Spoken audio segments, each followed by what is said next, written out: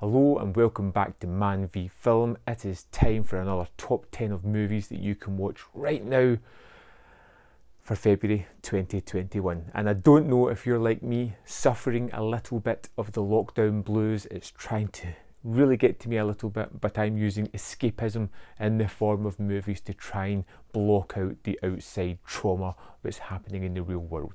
So here's 10 movies that I hope let you escape just a little bit. Number 10, Lockout. Set in the near future, a falsely convicted ex-government agent has one chance at obtaining freedom. He must undertake a dangerous mission to rescue the president's daughter from a rioting convicts in an outer space maximum security prison.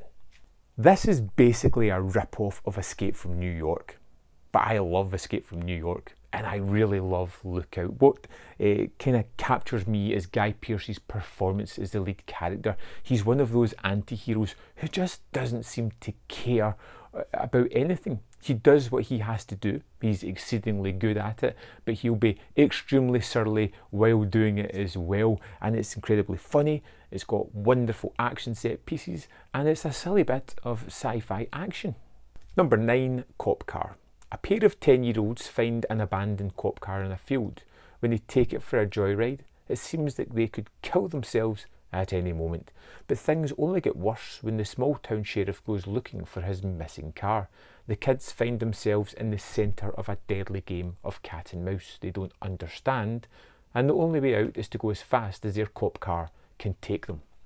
This is a wonderful thriller that starts off with just two kids just having a bit of fun, and suddenly they're in a situation where they've gone too far and they don't know how to get out of it. The main actor here is Kevin Bacon, playing the antagonist, and this tale just unfolds with twists and turns that you don't see coming. It's remarkably assured in its direction and it's the story it's telling, and it's really punchy with a quick run time as well.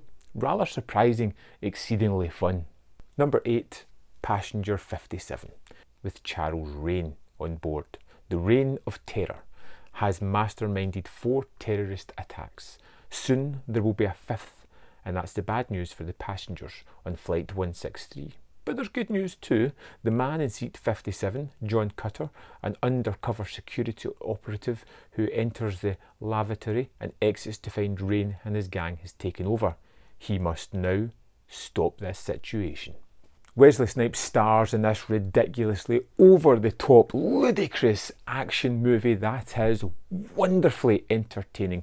Great performances from the bad guy, from the good guy, some ass-kicking action fight scenes, some surprises along the way as well, and a real terrible antagonist to root against. You really want Wesley Snipes just to kick his ass, and you'll get there eventually, but it's fun on the journey to that point as well. Number 7, Django Unchained. In the late 1850s, former dentist turned bounty hunter Dr. King Schultz buys the freedom of a man named Django from a slave trader. Afterwards, Django sets out with the help of Schultz to find and rescue his wife Broomhilda, who like him was sold into slavery by an anonymous owner. Their journey takes them to a plantation called Candyland, owned ruthless tycoon. One of Tarantino's best movies, this wonderful Django Unchained stars Jamie Foxx and Christoph Waltz, and the partnership of these two people is key to the movie. They're wonderful. Now we're talking about great bad guys, and Leonardo DiCaprio plays Candy wonderfully here. He's eating up the scenery whenever we see him. He is horrible, despicable, and playful with his evilness in this one, and it's wonderful to see the good guys bond, learn from each other and fight the atrocities that are going on at this time. And yes, it's extremely bloody, as you would expect from Tarantino. Number 6, Spring Breakers.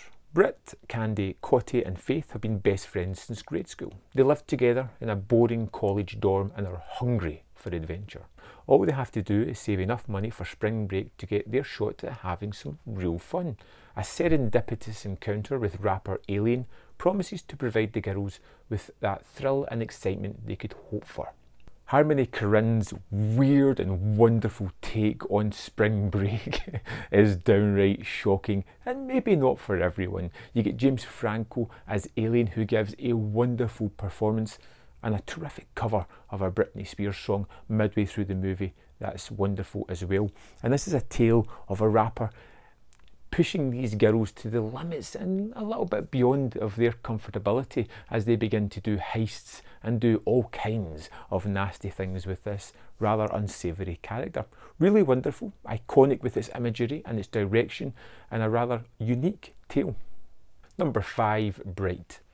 And an alternate interpretation of contemporary Los Angeles, where creatures of fantasy such as orcs, elves and fairies coexist with the human race, an already frail equilibrium between species is threatened when the seasoned police officer Darryl Ward partners up with the rookie cop and the first orc to join the force, Nick Jacoby.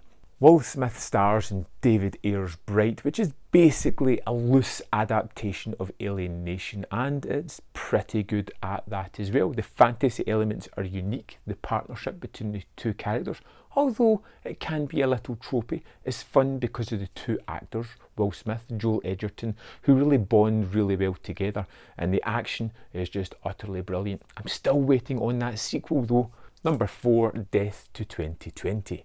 The special features a series of fictional characters discussing US and UK events of 2020, including the COVID-19 pandemic and the US presidential election. I just wasn't 100% sure when I started watching this movie, but pretty quickly, when you realise just how silly it is, it becomes immeasurably funny. And this is going to be a movie that you either love or hate, but I found it really, really laugh out loud hilarious. Silly, absurd, almost surreal at certain points, definitely poking fun at almost everything of last year, and something that could put a smile on your face. Number 3, The Girl with the Dragon Tattoo. Disgraced financial reporter Mikael Blomkvist finds his chance to redeem his honour after being hired by wealthy Swedish industrial Henrik Vanger to solve the 40-year-old murder of Vanger's niece, Harriet. Vanger believes that Harriet was killed by a member of his own family. Eventually joining Blomkvist on this quest for truth is Lisbeth Salander, an unusual but ingenious investigator whose fragile trust is not easily won. An absolute outstanding cast in one of David Fincher's best movies. This adaptation of the book should have had sequels. Daniel Craig is great as Blomkvist. You get countless wonderful performances from the rest of the cast.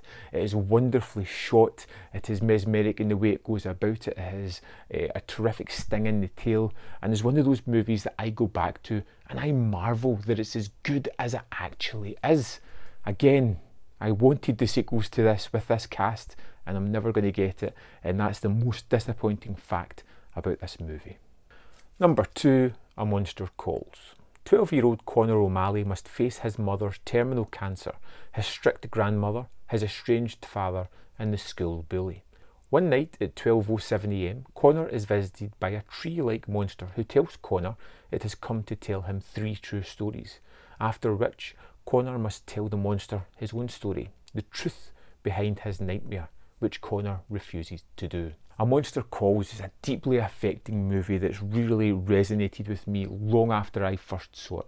It's one that sticks with me and one I go back to often. The performances are fantastic. The tale itself is what really drives it forward. The emotion in this one is something that always gets to me no matter how often I watch it. The visual stylings are stunning, but there's real heart at the heart of this one that really drives it forward. If you haven't seen it, this is just utterly wonderful. I hope you enjoy it.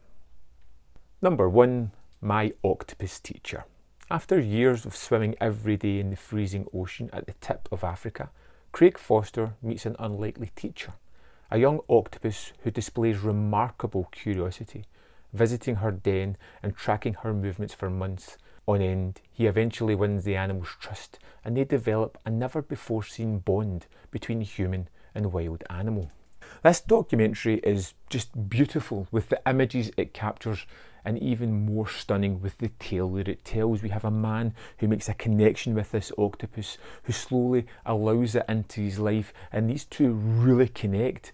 And you get to see footage of that actually happening. And it's over the lifespan of the octopus as we see it almost teaching him how it survives, how it deals with situations. There is moments where your heart is in your mouth, where you're wondering what's going to happen next, where your tears are swelling up in your eyes at the emotion being brought out by this wonderful tale. My Octopus Teacher is a surprisingly rousing movie that is wonderful in every way, and I wholly suggest checking it out. It's my number one for a reason. It's fantastic, beautiful and emotional, and well worth watching. I hope you check it out. I really want to know your thoughts on this one. Let me know in the comment box, please. So there we have it. 10 great movies for you to check out this month. I hope you find something to take away a little bit of the stress or trauma that's happening in the real world. I know I need some of that. If there's anything that I've missed off my list, or if there's anything you can suggest for me to check out to help me out, feel free to do so in the comment box below, and I'll see you next time on Man v Film.